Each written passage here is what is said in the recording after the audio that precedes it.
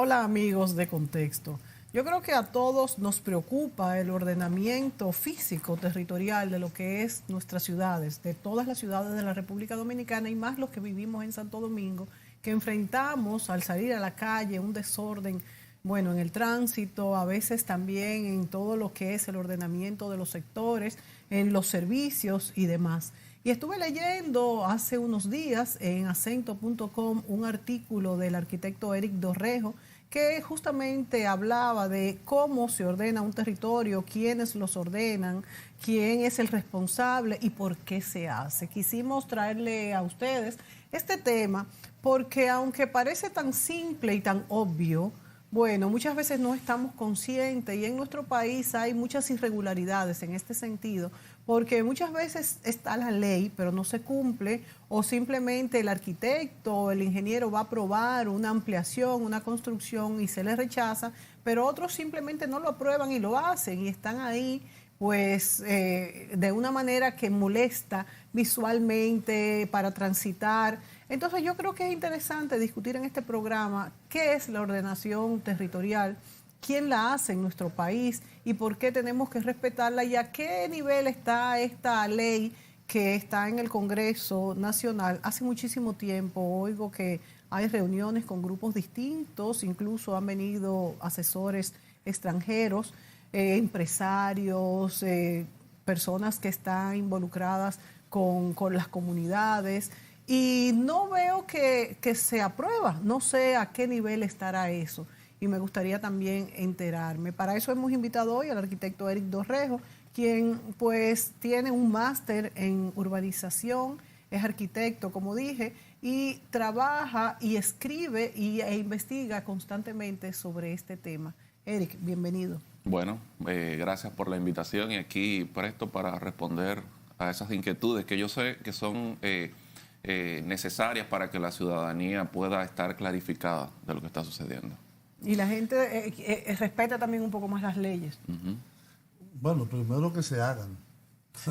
Después que las respeten. Sí. Correcto. Mira, aquí hay un problema en este país de orden de prioridades. Si uno va a la zona antigua de la ciudad de Santo Domingo, mal llamada zona colonial,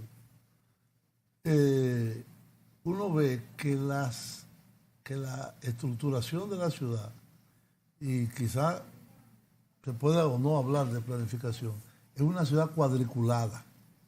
Yo viví en París muchos años, que es una ciudad medieval, antes del medioevo, una ciudad romana.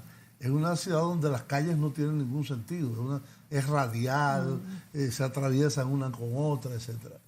Mientras que ese sistema, que no sé cómo se llamará, de cuadrículas, cuadrículas se llama, es algo que en el siglo XV y en el siglo XVI era de reciente introducción en el desarrollo urbano. En el año 1991 al 1993 yo fui director de la Oficina Nacional de Planificación por un poco menos de 2 años. En ese momento ya habíamos terminamos y sometimos al Poder Ejecutivo para que fuera sometido al Congreso una cosa que se llamaba el Código de Aguas. Todavía no se ha aprobado. Dios mío. Hace 26 años. Sin embargo, una reforma constitucional, para la razón que sea, se puede hacer en 24 horas. Se hace muy rápido. Porque y todos están de acuerdo. O los ponen de acuerdo. Bueno, también. Entonces, es un tema también de prioridades. De prioridades, como tú dijiste. Eso no es tan importante, la reforma del agua. El sábado y el domingo estuve conversando con una señora visita del país, una señora alemana de 80 años, que nació en el 38 y vivió el fin de la guerra. Sí. Y vive en una ciudad cerca de Stuttgart. Le digo, ¿qué tan grande es? De 50.000 habitantes. Le digo, bueno, en Alemania eso es una ciudad completa. Sí. Absolutamente. Aquí es una aldea. Sí. ¿Por qué? Por eso mismo, porque no hay planificación, no hay servicio, no hay inversión.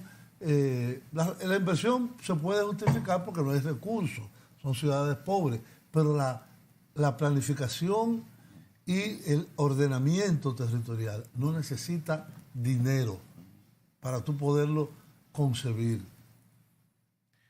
Yo nací en una ciudad que tenía 250.000 habitantes en el año 1955. Hoy en día esta ciudad, 60 y poquitos años después, tiene casi 4,5 millones de habitantes. Sí. Entonces, así que ¿qué tú vas a planificar así? No, y además ese crecimiento poblacional y además, sin planificación. Además, hay una sobreposición del gobierno central, del gobierno municipal, si lo hay del gobierno regional o provincial, y ninguno se pone de acuerdo. Uno hace una cosa, uno tiene una función y se la quitan y se la arroja a otro, etcétera, etcétera, etcétera. Cuando el Secretariado Técnico de la Presidencia se transformó en Ministerio de Economía, Planificación y Desarrollo, se transformó el antiguo CONAU en Dirección General de Ordenamiento del Territorio.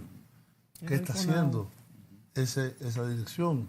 Se ha aprobado una ley y se respeta de ordenamiento territorial por sobre todos esos elementos. Se le han devuelto a los ayuntamientos las funciones que tienen que tener los ayuntamientos en ordenamiento territorial. Son interrogantes que realmente uno piensa que estos son quizás disquisiciones teóricas, ideológicas. No, son muy prácticas. Pero la gente el día a día lo vive diciendo: esta ciudad es un desastre, esta ciudad es un caos, mira cómo se pasó aquel, este viene en vía contraria. Y todo eso es parte del ordenamiento territorial. Inclusive la forma de intervenir. Porque antes de comenzar el programa hablábamos de la 27 de febrero. Y yo podría poner también el ejemplo de la John F. Kennedy, sí. Es otro.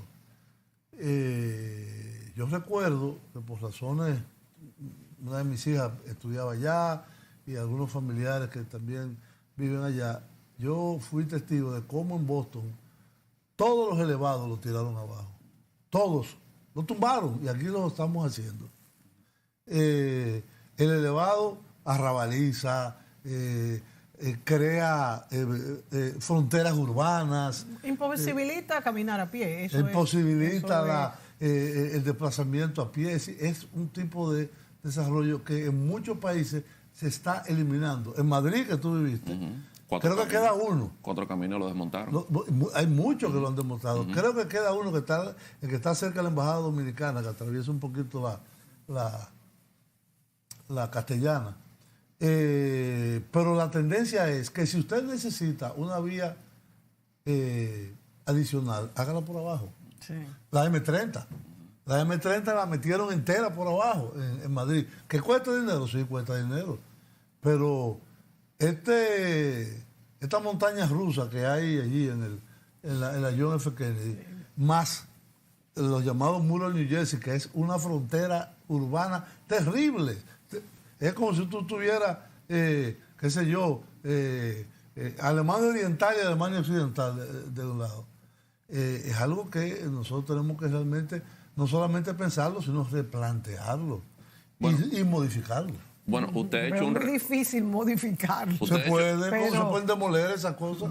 Usted ha hecho un recuento sumamente interesante y ha tocado 3 puntos que son legislación, sí, institucionalidad e intervención. Que yo creo que son 3 aspectos que los que nos escuchan tienen que tener claridad de dónde nos encontramos para saber cómo esto puede beneficiarles o afectarles.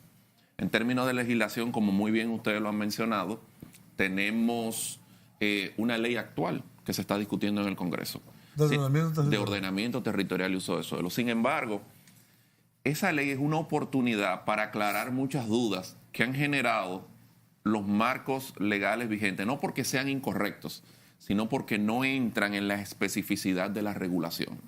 Es decir, por solo mencionar, nosotros tenemos una constitución que habla de que el ordenamiento es una prioridad, y ahí se queda. Nosotros tenemos una estrategia nacional de desarrollo que habla de que el plan nacional y el plan local de ordenamiento hay que hacerlo. Y ahí se queda. Nosotros tenemos una ley de los ayuntamientos que en el artículo 19 dice que es una competencia del ayuntamiento ordenar el territorio. Y ya, no más. Quizás en el artículo 52 dice que el síndico debe elevar hacia el Consejo de Regidores el plan de ordenamiento para que sea aprobado. Pero no entra en la regulación ni de procedimientos. Ni en las acciones. Ni en Mucho las acciones, menos. ni en quién lo hace, ni siquiera en la fiscalización de esto. Y en las sanciones que tendría el no hacerlo. Sí. De manera que, con ese recuento de marco legal, yo creo que el país ha entrado en un nuevo momento de madurez. Son legislaciones que vienen transformando la cultura de cómo se hacen políticas públicas. Y hoy hemos llegado a una oportunidad para esta generación de aprobar una ley de ordenamiento territorial y uso de suelo que se encuentra en el Congreso ahora mismo, que ponga fin a esa desregulación. Hoy en día, conversábamos fuera de cámara, existen numerosos elementos alrededor de la legislación y de quién lo hace, de cómo lo hace, de hasta dónde puede llegar, que no están aclarados, que son difusos. Y eso da cabida o a corrupción, o eso da cabida a malas interpretaciones, o eso da cabida a que los actores que tienen que accionar se queden simplemente sentados. Entonces, en términos de legislación, sí necesitamos una ley de ordenamiento territorial que ponga fin a todos estos aspectos difusos, a toda esta desregulación, a todo este desorden, y que entonces ponga en la mano de los actores qué se debe hacer. Y ahí vamos al segundo punto, institucionalidad. Usted hablaba desde la Oficina Nacional de Planificación, el Secretariado Técnico, cómo se ha venido transformando hasta llegar hoy a lo que es el Ministerio de Economía, Planificación y Desarrollo, y esta Dirección de Ordenamiento Territorial, que es parte del ministerio, donde la aprobación de una ley daría, como se llaman, daría instrumentos y daría garras a una institucionalidad para que sea más fuerte. Hasta el momento, sí, numerosas cosas se han realizado. Se ha tratado de trabajar en metodologías, en guías, se ha tratado de avanzar en procedimientos, pero sin embargo, hace falta el punto que es clave acá. ¿Cómo vincular lo que se planifica con lo que se presupuesta? Actualmente existe una línea. Esa es la función del ministerio. Actualmente, y ahora con el ministerio, incluso la vinculación con el Ministerio de Hacienda, aquí debe de darse una simbiosis, una articulación de que los municipios, las sectoriales, las regionales, no solo planifiquen, y ahí se terminó el proceso, y luego hagan presupuestación.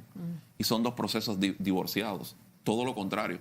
Son dos procesos que permitan que la inversión pública que va al territorio sea resultado y fruto de una planificación efectiva. ¿Esos procesos están contemplados en la nueva ley que está por aprobarse, Eric?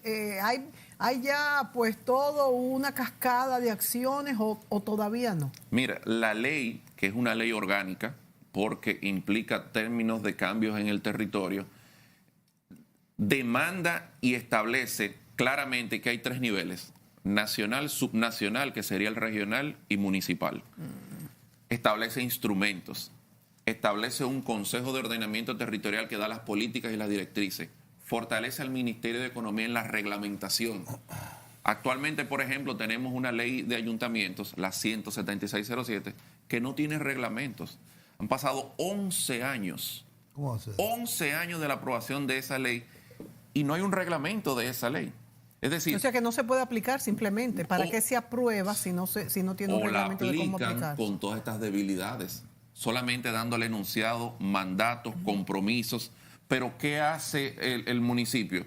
Que con los pocos recursos que maneja, entonces trata de hacer lo mejor que puede, en algunos casos, y otros entonces se aprovechan de eso difuso de los aspectos. Entonces, yo creo que esa reglamentación y ese establecer de que hay una vinculación entre el desarrollo, planificación y presupuesto, de que la vocación del suelo sirve para determinar cuál es el desarrollo de ese territorio, de que no en cualquier sitio se puede aprobar lo que sea. Y actualmente tenemos un caso que son lo que se ha aprobado en Macao. con estas torres de 22 niveles. Sí. ¿Cómo hay un sector que dice, bueno, eso es lo mejor que hay que hacer porque eso no te consume territorio de los manglares? Pero como otro sector te dice, no, eso lo que va a fomentar es un turismo que no salga de sus cuatro paredes y que sea solamente habitacional o segunda vivienda. Y esas discusiones no se dan porque no hay reglamentación. Es decir, antes de aprobar tanto una sectorial como el ayuntamiento para cuál es la vocación de un territorio, debe agotarse un proceso. Claro. Hay un proceso que debe agotarse. Y yo creo que esta ley ya orienta y da camino a que eso se pueda realizar a nivel nacional. Tenemos que ir a la pausa y continuamos en el siguiente segmento.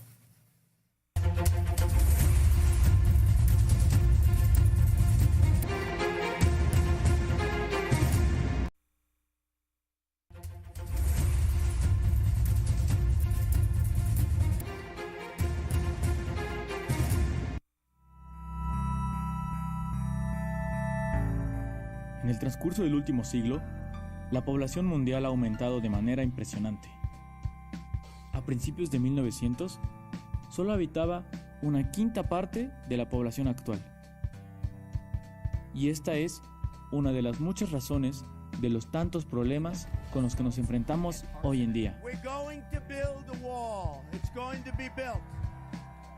La gente emigra, las ciudades crecen, el espacio parece acabarse y las personas cada vez se alejan más. Todos los días el tema es más común: cómo reducir la desigualdad y los problemas de discriminación, cómo vivir en armonía, cómo hacer ciudades más unidas y más sensibles.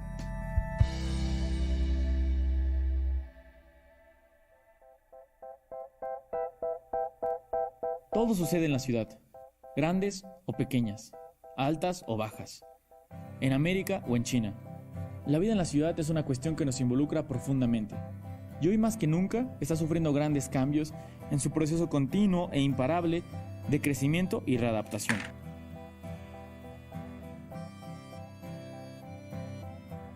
Siempre nos estamos moviendo, ya sea para ir a nuestras casas, al trabajo, al supermercado, a donde sea. Desde un punto A un punto B. Nos movemos por la ciudad, por sus espacios públicos, transitamos sus calles y avenidas, ocupamos sus parques y sus plazas. Pero, ¿cuánto tiempo realmente pasamos en estos espacios? ¿Cuánto tiempo estamos entre edificios? ¿Por qué los espacios públicos son tan ajenos a nuestras vidas si diariamente los habitamos?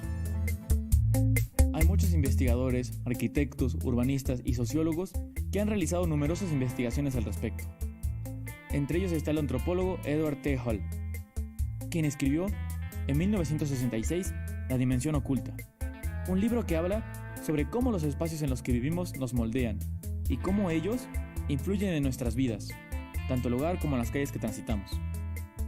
También habla sobre la importancia de los estudios en proxémica, disciplina que estudia la relación espacial entre personas como manifestación social, para entender y mejorar cómo el ser humano interactúa con sus ciudades. Debemos empezar por cuestionar nuestras ideas fundamentales de las relaciones entre hombre y medio. Para ello, habría que entender cuáles son las relaciones clave del hombre con su medio, su casa, su ciudad, su tecnología y su lenguaje. Esto dio pauta a que algunos arquitectos y antropólogos actuales ocuparan sus investigaciones y las aplicaran en lo que ahora se conoce como urbanismo. Jan Gehl, urbanista danés, ha escrito numerosos libros luego de investigar la profunda relación entre la antropología y la planeación urbana. Gehl se enfoca en analizar la vida en el espacio público e inclusive plantea que en la escala del diseño urbano, lo primero es la vida social, después el espacio público y finalmente el edificio. Cada lugar tiene una actividad social y ecología diferente, lo que implicaría en este sentido diseños urbanos distintos para cada espacio. Where does people like to go? Where don't they like to go? How do they go about being in the city? How do they meet? Where do they stand? Por otro lado, Amanda Burden, académica sobre comportamiento animal, estudió durante 12 años cómo la gente se movía por la ciudad de Nueva York para crear una red que conectara toda la urbe mediante el uso del metro. So that now 90% of all new development in New York is within a 10-minute walk of a subway. In other words, nobody in those new buildings needs to own a car. Para el final de su planeación consiguió que una gran parte de la ciudad pasara de verse así a hacer esto. When people think about cities, they tend to think of certain things. They think of buildings and streets and skyscrapers, noisy cabs. But when I think about cities, I think about people. Cities are fundamentally about people. So even more important than buildings in a city are the public spaces in between them. Barcelona, por ejemplo, respondió a su propia problemática con las superilles, o supermanzanas. Un plan que, entre muchas cosas, incentiva el uso de los espacios públicos, clausurando las vías para automóviles y permitiendo solo la circulación de baja velocidad en ciertas zonas de la ciudad. El resultado del proyecto aumentó el tránsito peatonal, el comercio local y la participación ciudadana. Además, disminuyó significativamente la contaminación y el ruido en las calles. Vox realizó un excelente video sobre el tema en caso de que te llame la atención el asunto. Tanto en Nueva York como en Barcelona, se resolvieron problemáticas que respondían a su propio contexto. Pero las razones son las mismas: hacer espacios que nos unan más. Uno de los resultados más importantes de ambos proyectos fue que el espacio público acercó a los habitantes de las ciudades, a los conocidos y a los desconocidos, al vecino y al vendedor, a la ancianita con los niños, porque andar en el espacio público sin automóvil representa mucho más que menos contaminación ambiental. Equivale a más buenos días, más encuentros, más relaciones y más comunidad. El espacio público une a las personas. No importa quién seas, en qué trabajes, qué estudies o qué deporte practiques. Una ciudad con más comunidad crea nuevas formas de percibir la vida. Nos ayuda a acercarnos a los demás y a entender sus problemas. La ciudad es una parte importantísima de la vida. Es tangible y modificable, pero depende fuertemente de la gente que la habita. Desde los niños hasta los ancianos, del político al ciudadano. Una vez que entendamos y sintamos a la ciudad en la vida diaria, habitaremos nuestras calles, las mantendremos vivas y haremos lo que sea por defenderlas.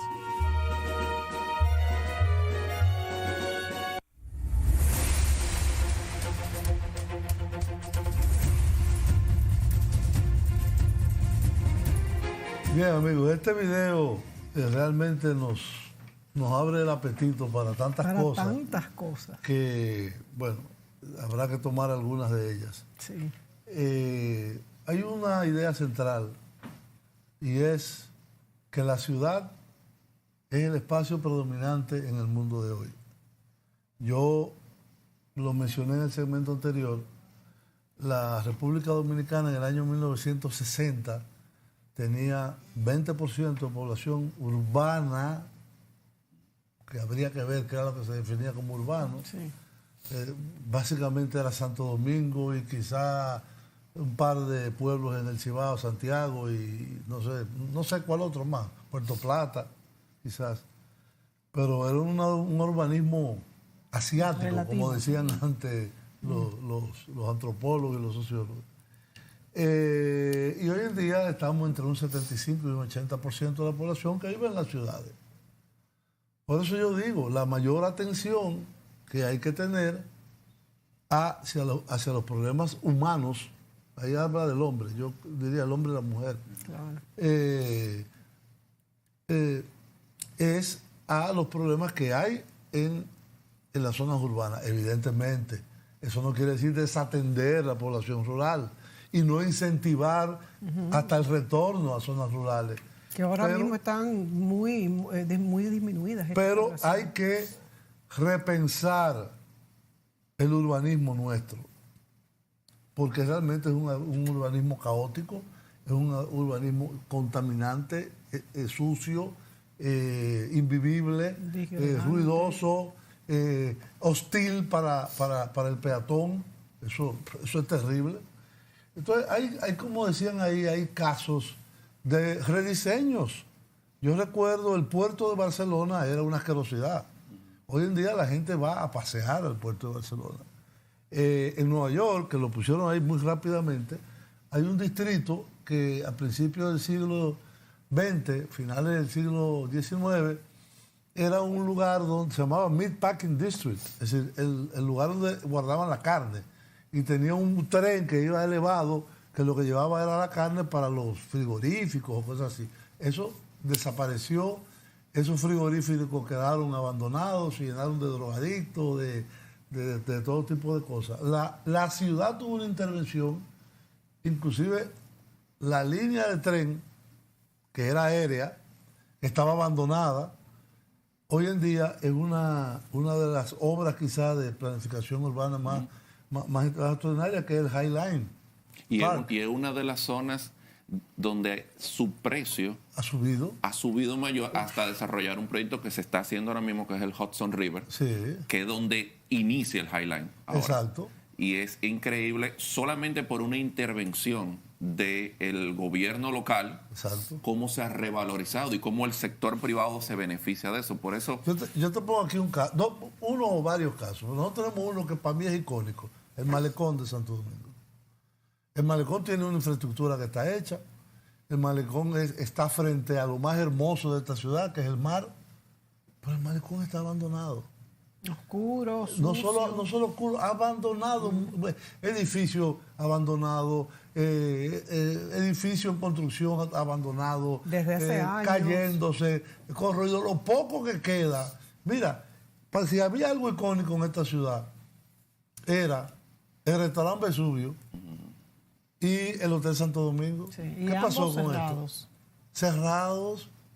Y por ejemplo, Cerrado. y también con una arquitectura, porque el Hotel Santo Domingo, una arquitectura tropical. Entonces, yo creo que el malecón no es solamente decir que lo vamos a iluminar, hay que hacerlo, iluminarlo, quitar los camiones, hay toda una serie de cosas. Pero el malecón tiene que ir más allá. Yo me recuerdo que en Río de Janeiro, a la avenida marítima, no me acuerdo cómo se llama, la que está frente al mar, ahí en Copacabana, de tener 4 carriles, la dejaron en 2. ¿Para qué? Para ampliar la acera, y para aquí que la gente camine, hablamos incluso de reducirla. Y del mirador, quitarle parte del mirador para hacer la Nacaona de 3 carriles cada uno, ya ustedes saben. Y un tema también que tú puedes abundar mucho, Eric, es sobre algo que plantean en el video, y es cómo una de las cosas que más educa al ciudadano son los espacios públicos. O sea, no te vale de nada. Otra cosa es la arborización de la ciudad. Es que un espacio público tiene que tener árboles. Es que y más con nuestro era una clima. ciudad arborizada hace 40 ¿Cómo vamos a caminar años. a pie sin árboles en el Yo me iba de la Rosa Duarte al donde yo terminé el bachillerato, que era ahí en el colegio La Milagrosa, ahí cerca de donde está la embajada de Haití. Venga. A pie yo me iba. Sí, se podía caminar. Yo me iba a pie 40 minutos. Yo no me derretía. No, el mismo clima. Han quitado todos pero los había árboles. mucha arborización. Los han quitado con la excusa de que estaban rompiendo los contenedores, pero debieron haberlo sustituido por otros. Por eso. No. Esa es la excusa que han Adaptarlo. dado. Exacto, bueno. Pero por si eso, no, por entonces eso el sustitúyanlo. repensar la ciudad que usted menciona, el primer paso es transformar la generación de administradores que está gestionando la ciudad. Eso es cierto. No es posible que el que gestiona la ciudad, y estoy hablando de elevar capacidades, estoy hablando de que ya la ciudad y la gestión de la ciudad es mucho más que recoger basura. Que se creen que eso es la ciudad. Yo te preguntaba fuera de cámara, Eric, si los diputados que manejan, si los diputados que manejan este plan territorial están informados y tienen las capacidades, y tú me decías que sí, que habían buscado ayuda y se habían capacitado en este sentido. Esto es un primer paso. Porque es evidente que si no tienes las capacidades de primera, tú tienes entonces que buscar esas capacidades. Y así los alcaldes, en el caso de que su área de actuación o su formación no los lleva a desarrollar mejores ciudades, entonces lo que tiene es que hacerse de un equipo. ¿Para qué? Para que la ciudad pase de ser una ciudad para automóviles a una ciudad humana, a una ciudad para la gente, para lo que debe de ser. De manera que eso no solamente va a impactar en la belleza, va a impactar en la calidad de vida, va a impactar en el bolsillo y en la economía del ciudadano, va a impactar en la disminución de la contaminación, va a impactar en que ya la forma en cómo nos desplazamos va a permitir que haya menos inseguridad vial al mismo tiempo, porque todos estos factores alrededor del automóvil producen eso, producen contaminación, mayor inseguridad, más entaponamientos, estrés, menos economía familiar, de manera que por todas las aristas que usted lo vea, el invertir y desarrollar modelos de ciudad para la gente es lo que le va a revertir a la ciudadanía un mayor beneficio. Sí, y mucha gente podría decir, bueno, pero esta gente lo que están es, y ese video lo que está planteando, Ámsterdam, Barcelona, Nueva York, París, pues no hay que compararse con esas ciudades. Vamos a compararnos con ciudades latinoamericanas, con Bogotá, con Curitiba, con Medellín, que son ciudades igual que nosotros, con los mismos problemas de pobreza, con los mismos problemas de crecimiento demasiado acelerado. Pero yo creo que el sistema de transporte colectivo es fundamental para resolver el problema. Y las aceras. Sí, y las aceras, porque es que no podemos, sin un transporte colectivo, resolver el problema del tránsito por más leyes. Si tú estás diciendo que necesitamos 2 líneas de metro más. Pero claro. O quizás más. Pero claro. Pero les doy un ejemplo que los vivimos todos. Durante los años 98-2000, cuando inició la Oficina Metropolitana de Servicios de Autobuses por primera vez, era un sistema sumamente efectivo, con carriles realmente exclusivos. Cuando lo dirigía Hamlet Herman, con frecuencias establecidas. Y no Hamlet era en otra tenía ciudad, una autoridad. era en esta ciudad, y lo vivimos nosotros, no eran otros dominicanos, eran los dominicanos que estábamos acá, porque a veces dicen, no, el dominicano se adapta cuando va fuera del país. No, aquí se adaptó. El problema es la continuidad. Sí, es la continuidad. Eso es lo que hay que garantizar. Yo creo que ahora, con la aprobación de la Ley 6317 y la activación del Intran, donde vincula muchas entidades del Estado a trabajar en una sola línea, podría garantizarse esa continuidad. Ahora bien, hay que tomar medidas, y hay que tomar medidas que van a afectar a algunos sectores y a otros los va hasta beneficiar. Pero la propia ley habla de la formalización de todo el sector de transporte colectivo. Yo creo que eso, en principio, podría verse que afecta muchos sectores. Sin embargo, a la larga, tanto el que se formaliza como la ciudadanía se va a ver beneficiada de este Incluso para sistema. la criminalidad es sumamente importante. Y ustedes mencionaban dos elementos que yo los veo como uno parte del otro. Transporte colectivo sin esa malla peatonal que es acera, pasos de cebra, por donde circula la gente, no es efectivo. Eso es lo que hace una verdadera ciudad inclusiva. Una ciudad inclusiva no es la ciudad, o una verdadera ciudad no es la ciudad donde solo el que tiene carro es el que puede transportarse y andar bien. No, es una ciudad donde todos pueden y que uno pueda dejar su carro en su casa, porque qué bueno sería. Tenemos la aberración que lo comentaba con esta ciudadana alemana, que me dice, mira, yo no tengo celular, una señora mayor, yo no tengo internet, yo no tengo carro. Y ¿usted qué hace? Anda a pie, me dice, en una dos bicicletas que tengo. Wow, y tiene 80 años. Mira qué bien. O sea que también no quiero seguro.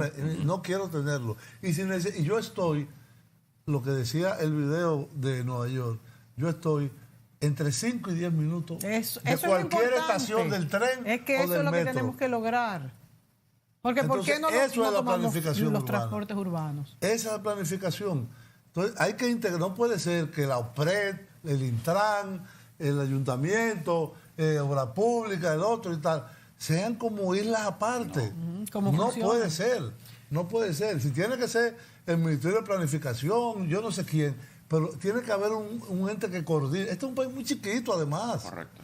Nos tenemos que ir a la pausa. Y yo quisiera que también tocáramos el tema de la corrupción, porque hay muchos permisos que todavía se consiguen. Tocáramos el tema de la corrupción, jamás incentivarla. ¿Cómo podemos terminar con esto? Porque hay muchos alcaldes y muchos funcionarios que todavía aprueban proyectos a base de dádivas, porcentajes. y demás. Algunos, ¿verdad? Tenemos que decir. Algunos nomás. Sí, porque no tenemos certezas que No, todos yo lo no sé, hacen. estoy preguntando. Algunos yo sí sé que lo hacen, pero el porcentaje no lo sé. Quizás Bueno. tú sabes un poco de eso, Eric, y nos puedes aclarar. Nos vamos a la pausa y volvemos.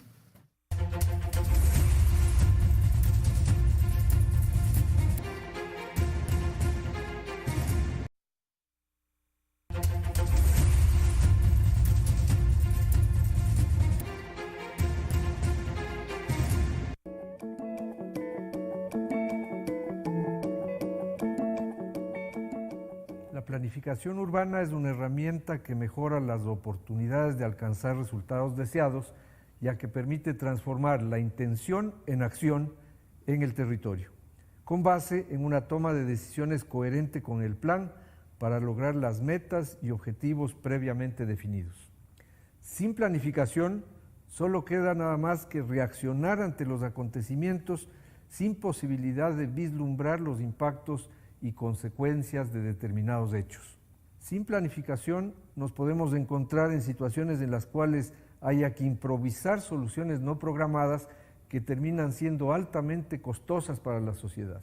La planificación urbana es fundamental para atender los desafíos, ya que, en definitiva, define patrones de crecimiento y uso del suelo, de modo que se minimice su huella ecológica y sus impactos en el medio ambiente natural, y también prioriza el aprovechamiento territorial equilibrado y equitativo para conseguir la sostenibilidad del desarrollo urbano, la equidad social e incremento de los niveles de productividad urbana. Y asimismo, para prever la dotación adecuada, oportuna, redistributiva y eficiente de las infraestructuras y de los servicios públicos. Para enfrentar los desafíos de mejorar la calidad de vida de la población y lograr un desarrollo sostenible de las ciudades, la planificación territorial urbana debería considerar al menos los siguientes componentes. Primero, el control del crecimiento urbano, es decir, evitar que se sigan perdiendo tierras agrícolas y áreas de interés ecológico y sigan aumentando los costos de funcionamiento de la ciudad. También hay que considerar la diversidad urbana en términos de que la trama urbana sea suficientemente rica y atractiva en función de las características de su población. También hay que actuar en acciones de rehabilitación urbana, es decir, recuperar áreas centrales que están bien equipadas y que tienen condiciones y potencialidades para albergar viviendas, oficinas, equipamientos, comercios, y de ese modo reducir la presión por la expansión urbana.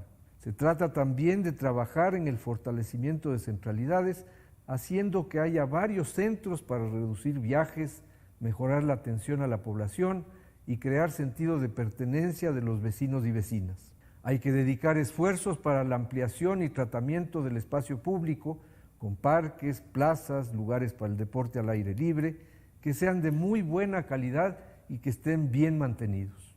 Es necesario desarrollar intervenciones serias y sostenidas en el campo de la movilidad, en todo lo relativo a las condiciones de transporte público y de desplazamiento de las personas.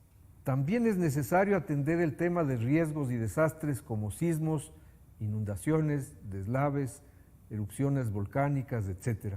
Y es necesario consolidar las áreas urbanas protegidas, tales como las zonas con valor patrimonial o de interés ecológico. Para entender mejor todo esto, quiero presentarles la experiencia de Curitiba, que se trata de un caso relevante de planificación y gestión urbana y que es producto de políticas continuas y efectivas de gestión aplicadas sistemáticamente durante ya varias décadas. Curitiba, sin duda, constituye un ejemplo donde la planificación urbana hacia la sostenibilidad ha tenido mucho éxito. Curitiba, como saben, es una ciudad brasileña que se encuentra en el estado de Paraná y cuya área metropolitana tiene cerca de 4 millones de habitantes. Se caracteriza por ser una ciudad muy activa y que en años recientes le ha valido una serie de reconocimientos, como por ejemplo, como ciudad innovadora, como una de las 5 mejores ciudades para invertir en América Latina y como una de las ciudades brasileñas con mejor calidad de infraestructura. En términos de política urbana, la ciudad ha adoptado los siguientes principios. Primero, la implantación de ejes estructurales para una conformación lineal de expansión urbana integrando el uso del suelo, el transporte y el sistema vial. Así, si ustedes van a Curitiba, podrán ver claramente la integración del sistema de transporte público por medio de ejes viales principales en los cuales están los edificios más altos y con mayor densidad. Descongestionamiento del área central y preservación del centro tradicional para la conservación de la memoria y animación del centro. Se han hecho para ello interesantes acciones de renovación urbana, como es el caso de la Rúa 15 de noviembre, que fue cerrada al tráfico ya en 1972. Se ha hecho el ordenamiento del crecimiento de la población dentro de los límites físico-territoriales del municipio, normalizando el uso del suelo con estrategias como la conformación del Instituto de Pesquisa y Planeamiento Urbano de Curitiba para hacer seguimiento y actualización permanente del plan. Por otro lado, también se ha dado soporte económico al desarrollo urbano, creando facilidades para la generación de empleos a través de la implantación de la ciudad industrial de Curitiba, por ejemplo. Dotar a la ciudad de los necesarios equipamientos públicos y servicios de infraestructura, tales como agua potable, alcantarillado, para extender los derechos de ciudadanía a toda la población. Y finalmente, crear condiciones de protección al medio ambiente con una serie de medidas tales como el control de la contaminación por los vehículos de combustión, el estímulo al uso de la bicicleta como medio de transporte, la creación de grandes áreas de parques, bosques, plazas y espacios públicos que están asociados a las vías que también están bien provistas de vegetación. Y en este aspecto es notable el hecho de que el área verde de Curitiba sea de 51 metros cuadrados por habitante, lo que significa que es 3 veces más al área mínima recomendada por la Organización Mundial de la Salud.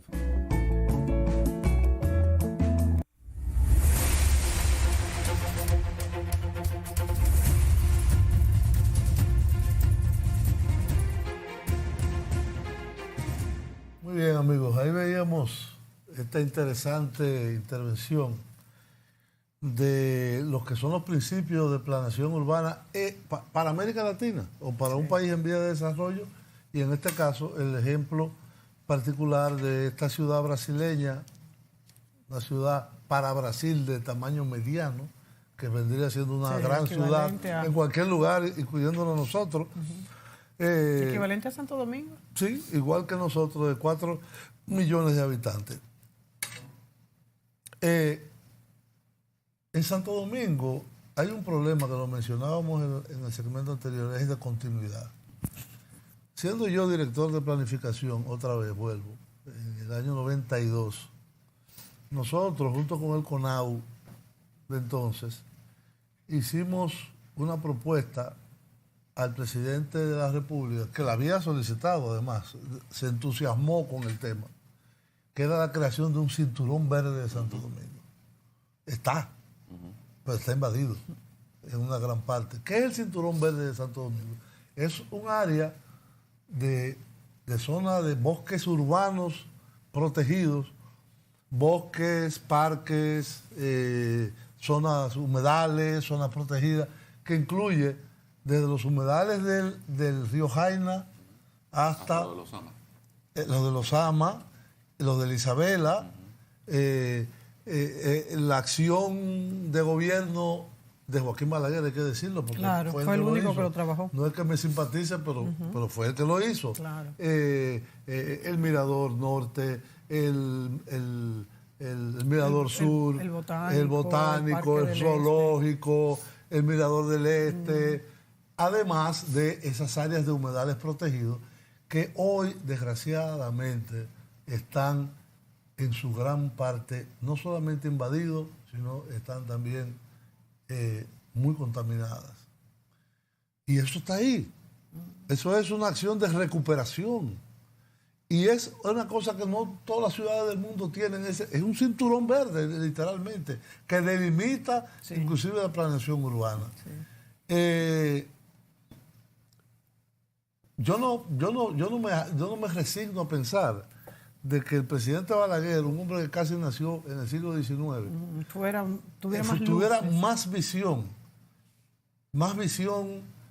ecológica, de preservación, del desarrollo urbano y del desarrollo nacional, porque creó parques nacionales también, que los que somos hoy, los que debemos conducir los destinos nacionales, que parece que no nos importa. De hecho, en el periodo 2000-2004, las zonas protegidas y parques nacionales se redujeron. Y vuelvo a la pregunta. Se limitaron. Entonces, en el caso de las dos concentraciones urbanas más importantes, Santo Domingo y el distrito y Santiago y sus alrededores, habría que retomar este tipo de acciones. Y entonces vuelvo a la pregunta que te hice en el segundo segmento, ¿qué es indiferencia, es desconocimiento o es corrupción? O los tres a la vez. Bueno, evidentemente la gestión del suelo, tenemos que partir por el aspecto legal y terminar entonces en cómo se ha implementado. Es decir, existe enunciados que le dan atribuciones a los gobiernos locales, principalmente los ayuntamientos, para que ordenen el territorio y lo gestionen. Pero lamentablemente no tienen instrumentos. Yo he comentado que hemos enviado a los alcaldes a un salto al vacío, donde muchos, con buenas intenciones, tratan de impulsar y recuperar estos espacios, y otros, en estos aspectos nebulosos y difusos, entonces podrían aprovecharse y sacan ventaja. De manera que la regulación que nos hace falta, vuelvo y lo repito e insisto, estamos ante una oportunidad de poder avanzar en ese sentido, pero evidentemente necesitamos mejorar la calidad de la administración y la gestión de la ciudad. Hoy en día, ese Distrito Nacional que en el año 2001 ocupaba todo lo que es la provincia y el distrito actual, hoy en día está compuesto por 9 municipalidades. Es decir, hoy son 9 cabezas diferentes y 9 visiones que tienen que pensar sobre el territorio. Y ahí viene algo que comentábamos en el segmento anterior, la necesidad de coordinación, donde muchas veces, aunque se diga de que no existen los recursos, lo que hace falta es la capacidad de coordinar las acciones en torno a un espacio. El mismo Cinturón Verde, ya el Cinturón Verde no le corresponde a una municipalidad. Ya entre el Distrito Nacional, en la parte próximo a la Jacobo Magluta y a la República de Colombia, pero Santo Domingo Norte entra con el Parque Mirador Norte, Santo Domingo Este con otra parte. Santo Domingo. Es decir, pero ahí hay una gran oportunidad, porque en estudios realizados con la Agencia de Desarrollo de los Estados Unidos se determinó que aún hoy, con los espacios que quedan disponibles del Cinturón Verde, se podría generar lo que sería el gran parque metropolitano de Santo Domingo. Eso sí sería un gran paso. Es decir, paso. Es consolidar, y es algo que ya está mapeado, que ha sido entregado incluso a los ayuntamientos correspondientes, es simplemente consolidar, generando un límite físico de lo que hoy queda disponible, para que en el corazón y el centro de donde se unen todos los municipios de Santo Domingo, se cree y se conforme el gran parque metropolitano de Santo Domingo. Eric, en este minuto que nos queda, me gustaría saber cuáles son tus expectativas sobre esta ley que cursa en el Congreso y podría dar paso a todas estas iniciativas que tú has señalado. Bueno, mira, la Cámara de Diputados la aprobó en primera lectura y se ha dado un plazo para que en aproximadamente 10 o 15 días se remita el informe final. Yo creo que en este plazo la Cámara de Diputados debe recibir cualquier observación, cualquier sector que tenga algún aporte adicional, cualquier revisión, y a partir de ahí los congresistas deben emitir su informe. Yo creo que hay bastante consenso a lo interno del Congreso para su aprobación, y que de ahí entonces ya pase al Senado para la aprobación posterior y luego remisión al Poder Ejecutivo. O sea que en los primeros 6 meses del año próximo estaremos con esta ley aprobada. Bueno, yo creo que eso es lo que deberíamos tener. Yo creo que el país le conviene que tengamos esta oportunidad. Yo te hice el cuento de la ley de aguas. Y hay numerosas leyes, ahora mismo se encuentran, y yo no las voy a mencionar, muchísimas leyes que cursan el mismo camino, pero volvemos al tema inicial. Yo creo que es un asunto de prioridad. Sí. Y si ya constitucionalmente y muchos escándalos que a nivel nacional estamos viendo que vienen como resultado de no tener la regulación, yo creo que sí que deberíamos avanzar en ese Y somos muchos sentido. más que lo que éramos en el 1900 y pico, o sea que yo espero que ahora sí se apruebe esta ley. Eric, muchas gracias. Gracias a usted. Quedaron temas por tratar, pero el contenido fue muy interesante. Hasta la próxima, amigos.